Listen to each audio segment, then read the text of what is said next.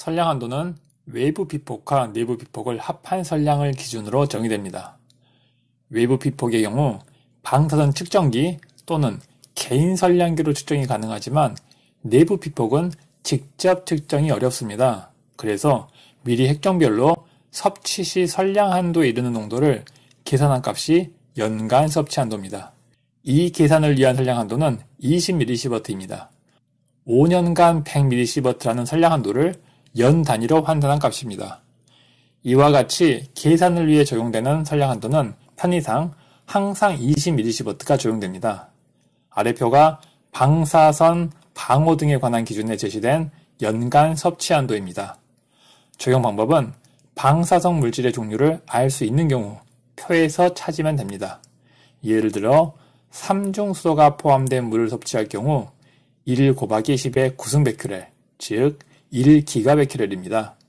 물에 포함된 삼중수소를 연간 1기가베크렐 섭취할 경우 삼중수소로 인한 내부 피폭이 20mS에 이른다는 의미입니다.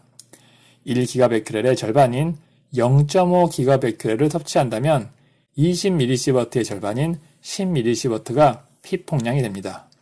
다른 예로 C14을 증기 상태로 섭취하는 경우 연간 섭취 한도는 3 곱하기 10의 7승베크렐입니다. 즉 30메가베크렐입니다.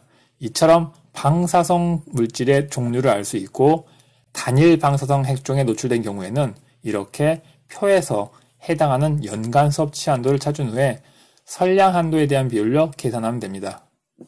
다음은 두 종류의 방사성 핵종에 노출된 경우입니다. 삼중수소 0.5기가베크렐을 섭취하여 10mS의 내부 피폭을 받은 사람이 다시 증기 상태 C14 3메가베크렐을 섭취한다면 삼중수소에 의해 받은 피폭량은 10mS에 C14에 의한 피폭량 2mS를 더하면 됩니다.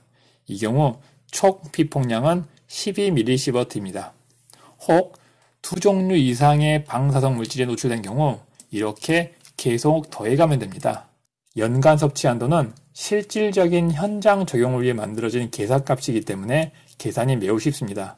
이 표를 가지고 있으면 방사성 물질의 인체 내 생리 기작을 모르더라도 내부 피폭을 계산할 수 있습니다. 만약 노출된 방사성 물질의 종류를 알 수 있으나 방사성 물질의 일부 또는 전부의 농도를 알 수 없을 경우가 있습니다. 현장에서 물 형태의 삼중수소와 증기 형태의 C14을 사용하는데 삼중수소의 농도는 확인이 됐는데 C14의 농도가 확인이 안 된 경우, 이럴 경우에는 연간 섭취 한도가 가장 낮은 값을 선택합니다.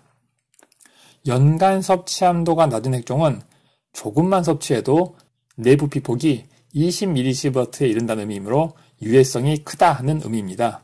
즉 노출량을 정확히 모르면 가장 위험한 핵종을 선택하여 이 핵종을 기준으로 적용합니다. 다시 표현하면 가장 보수적인 평가를 한다는 의미입니다. 이 경우에는 증기 상태 C14의 연간 섭취 한도가 더 낮으므로 C14을 기준으로 하면 됩니다. 다음은 방사성 물질의 종류를 알 수 없는 경우입니다. 노출될 수 있는 가능성이 있는 방사성 핵종 중 연간 섭취 한도가 가장 낮은 값을 적용합니다. 접근 방법은 위와 동일합니다. 가장 보수적인 평가를 한다는 의미입니다. 섭취가 아닌 흡입의 경우에는 별도의 표를 제시하고 있는데 매우 복잡하여 시험에 낼 수 있는 난이도가 아닙니다. 정리하면 방사성 핵종을 아는 경우에는 표에서 찾아 계산하고 모르는 경우에는 가능성이 있는 가장 위험한 핵종을 기준으로 보수적인 평가를 한다는 것입니다. 마지막, 연간 섭취 한도를 산출할 때에는 자연적으로 존재하는 방사성 핵종의 농도는 제외합니다. 즉 자연 방사선은 제외하고 인공 방사선만 계산합니다.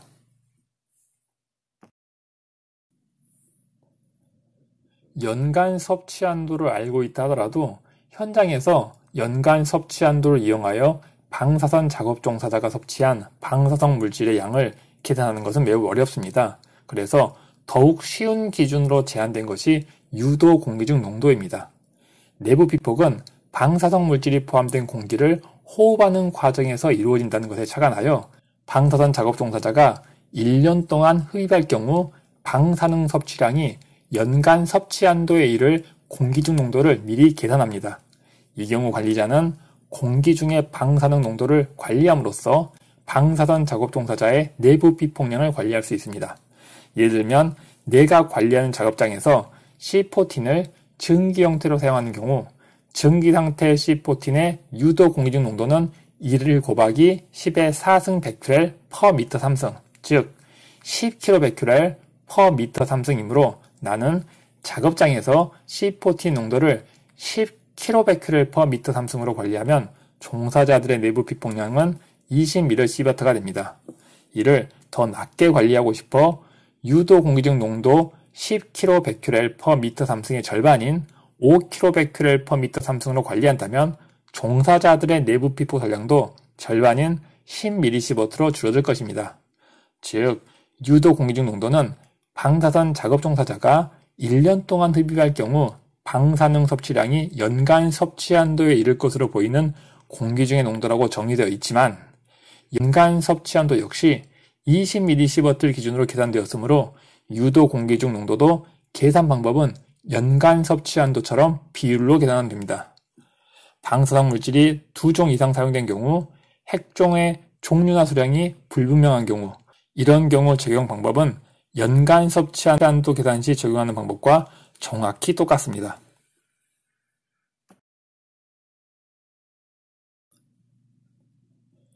배출의 정의에서 핵심은 방사성 물질 또는 그로 인하여 오염된 물질이 외부로 내보내지는 것입니다. 그런데 제한사항이 매우 많습니다. 첫 번째는 정상운전 중요해야 합니다. 사고 상황에서 흘러나간 방사성 물질은 농도가 기준을 만족하더라도 배출된 것이 아닙니다. 두 번째 조건은 제한값 이내입니다. 이 조건은 상식적으로 이해할 수 있습니다. 세 번째 조건은 배수시설 또는 배기시설을 통하여입니다. 정상적인 배수 또는 배기시설을 통하지 않고 다른 경로로 내보내는 것은 배출이 아닙니다. 네 번째 조건은 계획적이고 통제된 상태입니다. 사고 상황은 계획적이고 통제된 상태가 아닙니다. 이 네 가지 조건 중에 한 가지라도 빠진다면 그것은 배출이 아닙니다. 계획적이고 통제된 상태가 빠진 상태에서 기존에 문제로 출제된 적이 있습니다. 방사성 물질이 2종 이상 사용된 경우 핵종의 종류나 수량이 불분명한 경우 적용 방법은 연간 섭취 한도 및 유도 공기 중 농도 계산 시 적용하는 방법과 정확히 똑같습니다. 배출 관리 기준을 적용함에 있어 측정 값의 측정 빈도는 1주간의 평균치로 합니다.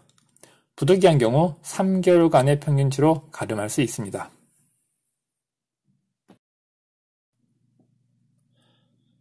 이 페이지는 연간 섭취 한도, 유도 공기 중 농도 및 배출 관리 기준 적용 시 유의사항입니다. 참고 삼아 읽어보시기 바랍니다. 설명이 필요한 부분은 다음 페이지에서 설명하겠습니다.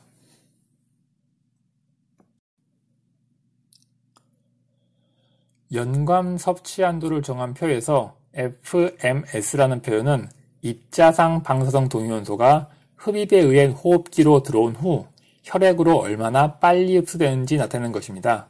F는 fast, M은 moderate, S는 slow를 의미합니다. 약어치는 gas 상태를 의미합니다.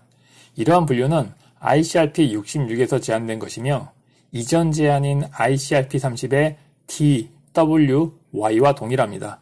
DWY는 각각 day, week, year의 약자입니다. 배기 중의 배출 관리 기준은 배기에 포함된 방사성 물질을 일반인이 섭취한다는 가정으로 만들어졌기 때문에 일반인의 선량 한도를 기준으로 유도되었습니다. 배수 중의 배출 관리 기준 역시 같은 이유로 일반인의 선량 한도를 기준으로 유도된 수치입니다.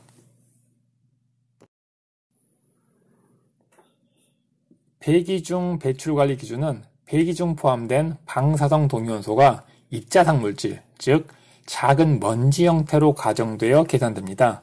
이 먼지는 크기가 작을수록 폐 내부 깊숙이 침투하여 위해성이 커지므로 크기의 기준을 정할 필요가 있습니다. 배기 중 배출 관리 기준에서는 먼지의 직경을 5마이크로미터를 기준으로 삼습니다. 정확히 설명하면 먼지는 정확한 구형이 아니므로 직경을 측정할 수 없습니다. 그래서 환경학에서는 공기역학적 직경이라는 개념을 사용합니다. 먼지가 크기에 따라 낙하 속도가 다르다는 것에 착안하여 낙하 속도가 같은 먼지는 공기 역학적 직경이 같은 것으로 정합니다. 즉, 법에서 정한 공기 역학적 직경 5마이크로미터의 의미는 직경이 5마이크로미터인 구 형태의 먼지와 낙하 속도가 동일한 먼지다 라는 의미입니다. 배기 중의 배출관리 기준과 배수 중 배출관리 기준은 연간 섭취 한도 또는 유도 공기 중 농도와 같이 유도된 농도입니다. 연간 섭취 한도와 유도 공기 중 농도가 방사선 작업 종사자를 위해 만들어진 농도이므로 20mSv를 기준으로 계산되었으며 배출관리 기준은 일반인을 위해 만들어진 농도이므로 1mSv를 기준으로 계산되었습니다. 방사선 작업 종사자와 일반인의 선량 한도가 각각 20mSv, 1mSv이므로 방사선 작업 종사자의 선량 한도에 20분의 1이 적용되었다고 법에서는 설명하고 있습니다. 방사선 작업 종사자가 방사성 물질을 흡입하는 시간은 연간 2000시간을 기준으로 삼습니다. 하루 8시간 동안 주 5일 근무한 경우 주 40시간 근무하게 됩니다. 실제 1년은 55주 또는 56주가량 되지만 휴가를 제외하여 연간 50주를 기준으로 삼으면 연간 근무 시간이 2000시간이 됩니다. 방사선 작업 종사자는 하루 8시간 일하는 반면 일반인은 하루 24시간 생활하므로 이 시간 차이 3분의 1을 가중합니다. 기준의 3분의 1을 곱하면 기준값이 더 작아지고 더 엄격해집니다. 즉 일반인에게 노출되는 방사선량은 3배 더 엄하게 적용되는 것입니다. 일반인의 경우 방사선에 취약한 영유아를 포함하므로 이를 고려하여 다시 2분의 1을 가중합니다. 배기 중의 배출관리 기준은 이렇게 계산됩니다. 배수 중의 배출관리 기준도 매우 유사합니다. 선량 한도에 대한 차이 20분의 1을 가중하고 물 섭취율은 방사선 작업 종사자와 일반인을 동일하게 적용합니다. 연령에 대한 가중치 2분의 1을 적용합니다.